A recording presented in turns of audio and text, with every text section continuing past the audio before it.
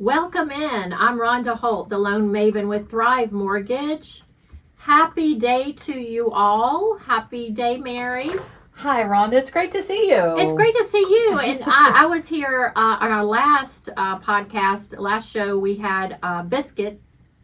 So Anthony was with us, and I'm just going to say this. I had another guest with us, and they kind of got off track a little bit. They did. I had to reel them back in. I said, this is not, what is that show, the not so great show that, I don't know, kind of risque or whatever. Oh, no. Leave it to Biscuit to get Yeah, you leave off it to track. Biscuit. I'm like, y'all need to reel it back in. They said they were trying to increase my ratings, but, I said, that's not how I really want to do that. But I am here in the studio today, and I have a special guest with me today, and we're going to talk with Dorothy Stolba here in a minute. She's with the Next Home 245 Realty Company. But I want to tell you a little bit about what's going on in the market right now, kind of get just an update, a quick update. I know that, and I read every day about mortgage news and nuggets, if you will. I know that the inflation is coming down faster than projected, and they attribute that to the increase in interest rates and tighter credit restrictions.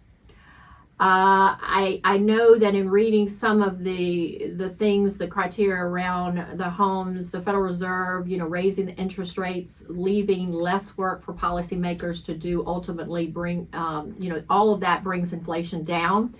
But what I've seen, ironically, which is a good thing, I've seen in the past few weeks, interest rates are actually really low.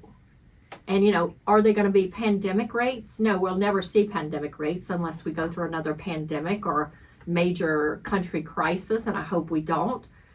But I've seen conventional rates is in the low sixes. I've even seen them step under 6, depending on a credit score and down payment. And of course, all this depends on all of those factors like we talked about in the past: credit score, down payment, the type of program that you're going for. So all those do have a big bearing on interest rates. Also, I was reading an article about Fannie Mae, how it did boost its housing outlook. It says Fannie Mae has revised its mortgage origination forecast for 2023 and 24, reflecting a slightly more optimistic outlook for home sales and prices, though declines are still expected. So 2023 loan production forecast has increased from 1.66 trillion from a 1.55 trillion. So they're still expecting maybe I haven't seen it here in this area, Central Virginia, nowhere near here. I think it's other states in the country. They may have seen a decline in home prices, but we haven't seen that, and which is really good. So that is great for our area. And great if you're looking to buy a home. And that's what I want to lead into and talk with our guest, Dorothy Stolba. Hi, Dorothy. Hi, how are you? I'm doing great. So good to have you today. And maybe you can share with our listeners kind of like what you've seen as far as what the market is doing. But before we get into that, I want to kind of maybe tell our listeners a little bit about you. So how long have you been in real estate? Tell us a little bit about yourself. I've been in real estate since 2015 and I love it. Yeah. Love it. You're awesome at it. Awesome. Thank you. Thank you. We've done some deals together. Yes, we have. We have. So you work for Next Home 245? Yes, ma'am. Mm-hmm.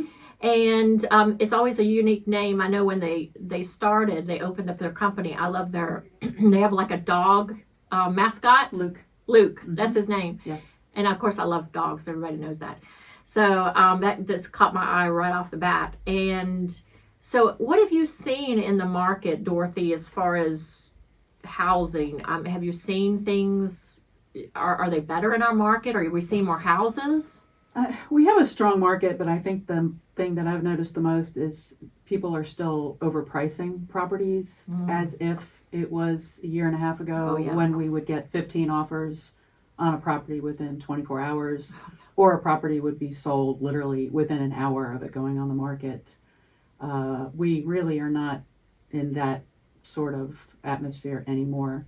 We still have a low inventory, which is obviously going to keep prices a little bit elevated. Mm-hmm. But I think what I'm noticing is that the houses that are, not to be rude, but a train wreck, Mm-hmm, the yeah. train wreck houses are the ones that they will price as if they've been completely renovated, Oh, wow. which is a little surprising. And some people are getting away with that because there is just literally no inventory on the market. So we as realtors have to be a little creative with our buyers that have government loans, Mm-hmm. because these houses generally will not pass inspection for a government loan. So. Right, right. So what do you do when you get, let's say I'm a seller and I, want to sell my home for $200,000, and of course you do all your due diligence and kind of say, well, I really don't think this house is going to sell for but 180 or 190. How do you have that conversation with a client? Well, I will actually put the client in the buyer's seat and say, if you were a buyer and I lay out the comps that I've pulled and you have 6 houses in your neighborhood that are this price, Mm-hmm. and then we have your house that's $20,000 above all the other houses that are just like yours, Mm-hmm. similar bedrooms, bathrooms, acreage, condition. You as a buyer, which houses would you have your realtor set up showings for?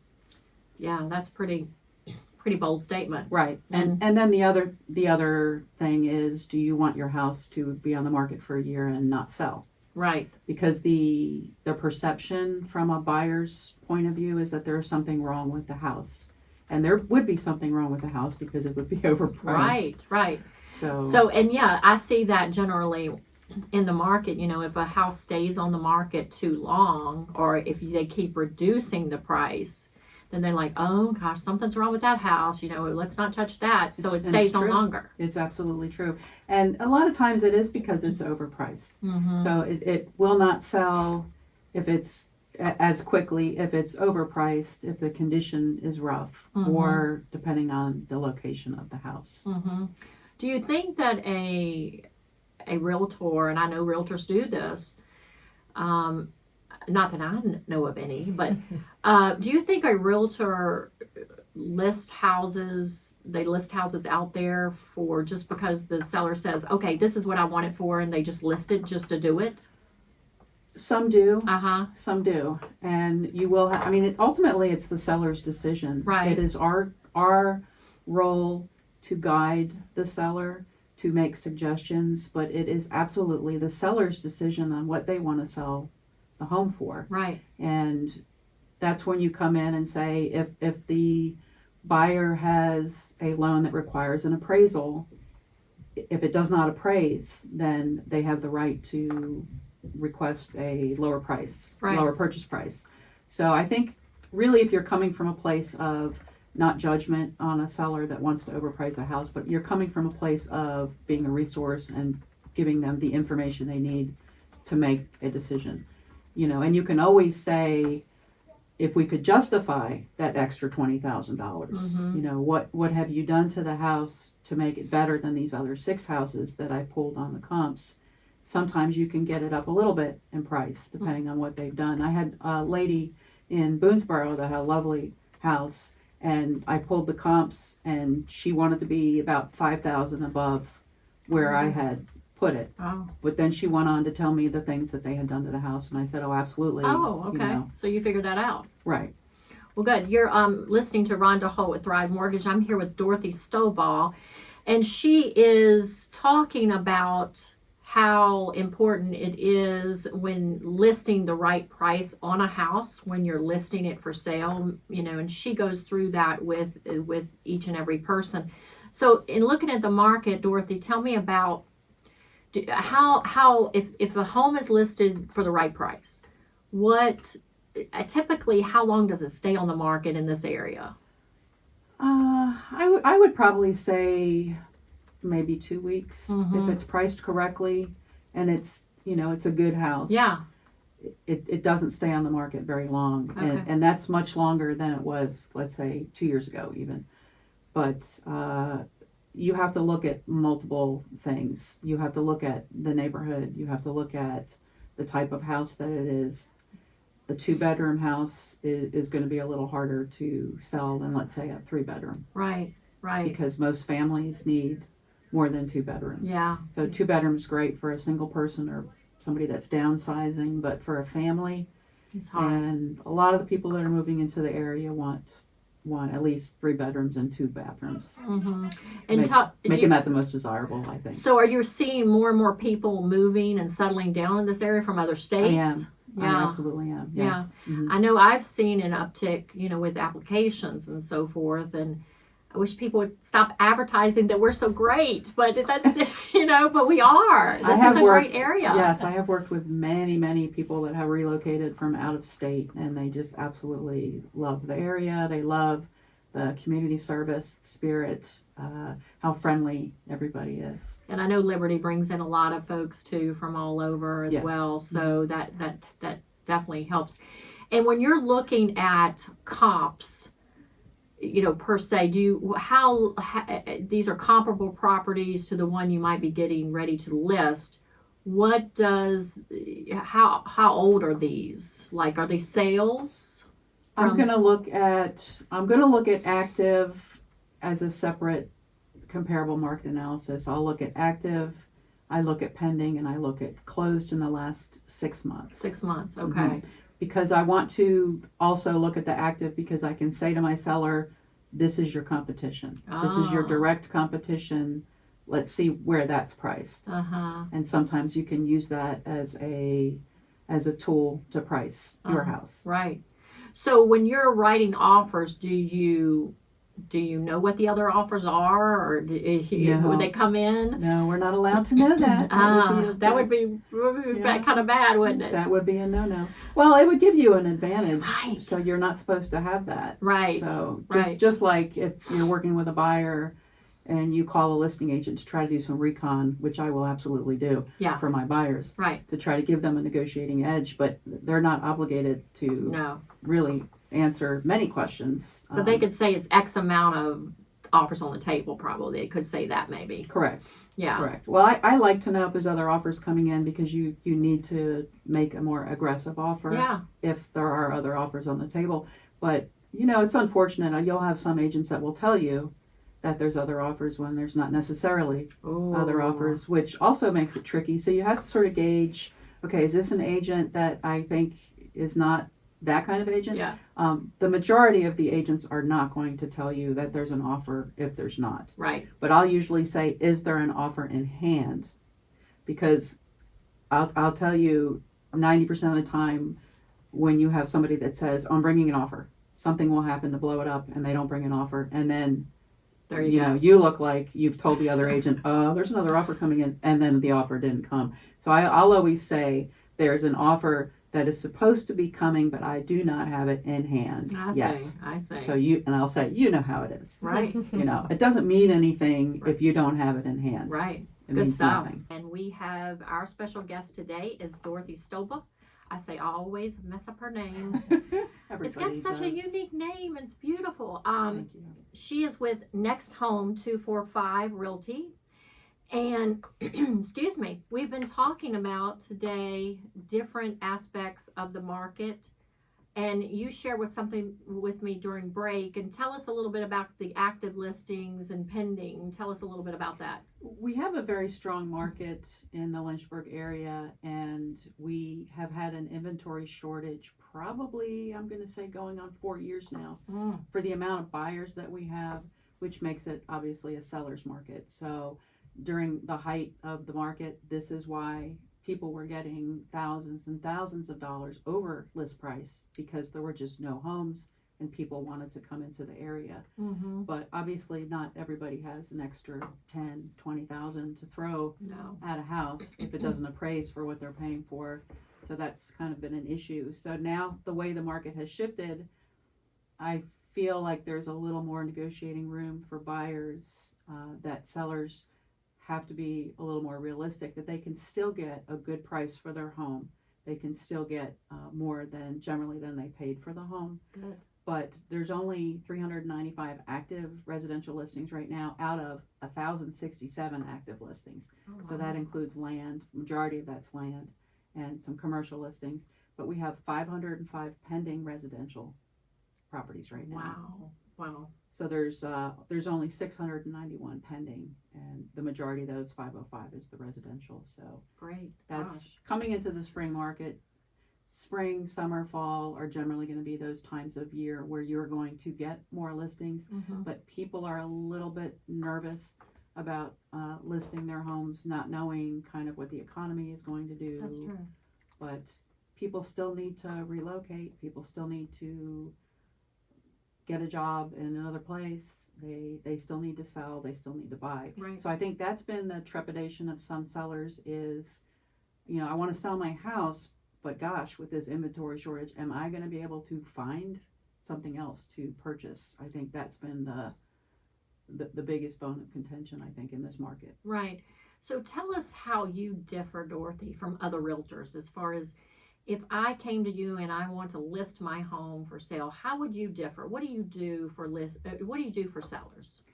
I'm not just going to put it on the multiple listing service and put a sign in the yard. And some will do that. I mean, I am very hands-on. I'll get my hands dirty. If there's peeling paint and they have a government loan, I will be over there with the scraper getting the peeling paint off the doors on the exterior. I mean, I will do what's necessary to get my sellers the price that they want and sell it in a reasonable amount of time. So I think I like to explain the whole process to them. Professional photographs are really important. You don't want blurry pictures. You don't want the picture of a corner of a room. I mean, I would say 100% of the time, if you have good photos, people will come to see your listing. Right. If you don't have good photos, likely they're not going to come even take a look at it. And don't, people tell, I get calls from time to time, people saying, I'm thinking about selling my house. Do not try to sell your house yourself. It is just something that I would not attempt because, hire a real estate agent like Dorothy that will help you, walk you through the process and get it the attention that it needs. And if there are things that need to be done and so forth, that's what you do. And that's what I like about you.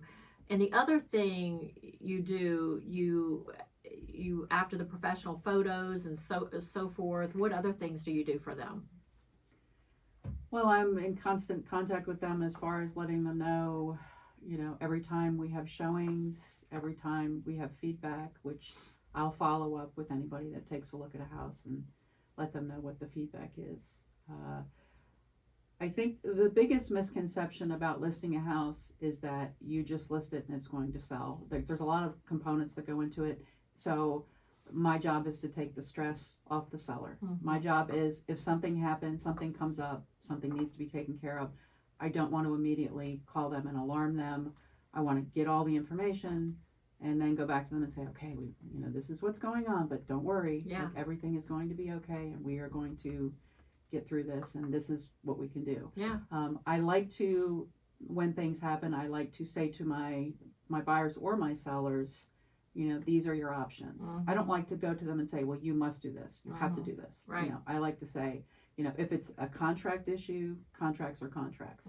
But if it's other things, I like them to feel like they are actively involved in the sale of their house. They have a choice. They're not going to be backed into a corner. Right. And I know that you screen those buyers and you of course, you not only work with, sellers, you obviously work with buyers, people that are looking to buy. And what do you do for your first time home buyers, or what do you do for your new buyers that differentiate you from other realtors?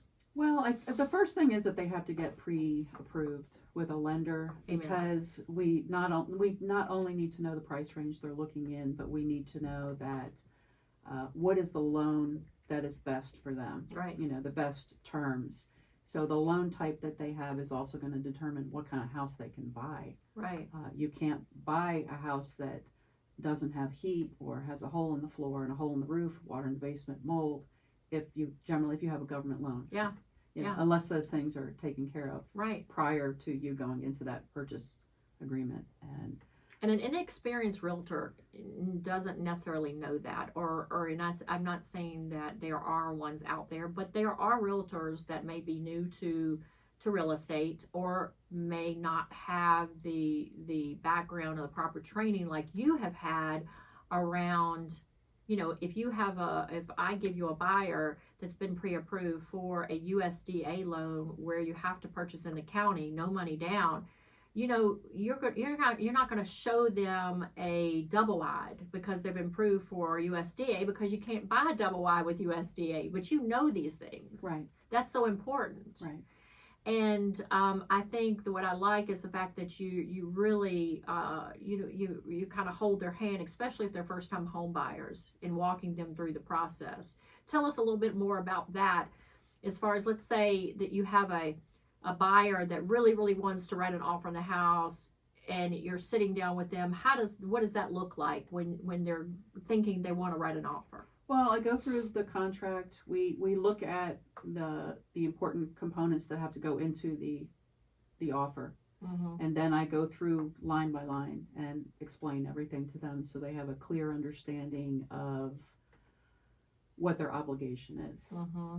Mm-hmm. So, as an example, the buyer agreement, a lot of realtors don't get a buyer agreement when they're working with buyers. Which that's up to every agent. They have to have it when they write the offer because it has to be part of the contract. It's required by the state of Virginia. Right. And you'll get people that'll say, well, my last agent didn't make me sign a buyer agreement. But you could literally show someone 10 homes and then they go to someone else and have the other person write the offer.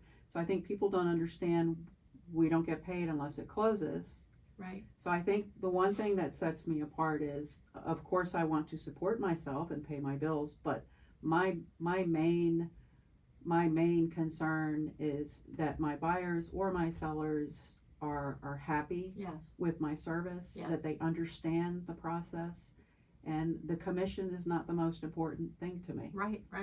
Hey, who doesn't want to have a commission? That's great, but if my people are not happy, then they will not use me again, and they will not recommend me to their friends and family. That's right. My goal is that they use me again because they had a good experience with me, and they know that I have integrity. Right. I'm going to be straight up honest with them. If people out there are wanting to list their house or work with, say, an agent and try to find a new home, how would they get in touch with you, Dorothy? They can, they can check my reviews out if they want. I've got reviews on Realtor.com, Zillow, Facebook. I have some Google reviews as well. All of my contact information would be on those websites. I also have a website with Next Home 245. Mm-hmm. And it's Dorothy Stolba. It's per Stolba, and it's STOLB, like in boy, A.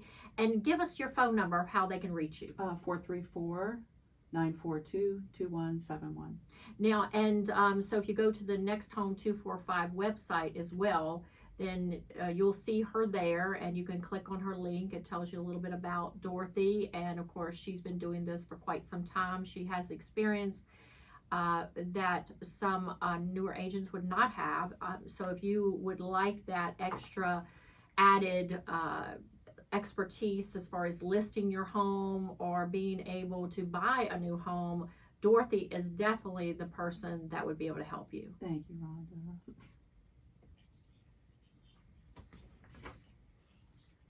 Okay, guys, we have a listing, not an open house, but a new listing, and this is presented by Lisa Garrett and Polly Wooldridge. They are a team that works with Dorothy Stolba at the Next Home 245. And this is located, it's a townhouse at Lake Walk, and I can tell you everybody's going to want this Lake Walk townhome. It's 34 Shoreline Drive in Lynchburg, Virginia, 24501. It's listed for $285,000. It looks like 2 bedrooms and 2 baths, and it's one level living that I remember. It's all on one floor, and everybody's going to want that house. So I think that that will probably sell quickly. So I would reach out to Lisa or Polly. Lisa's phone number is 434-942-0729. And I'm sure that she would love to get phone calls as well as Polly. And, again, These, as Dorothy mentioned in our talk today, everything is, still a seller's market, so you need a great realtor to help you find a new home. Buyer's agreements are so important. Find one realtor that you like and stick with that realtor. That realtor will find you something.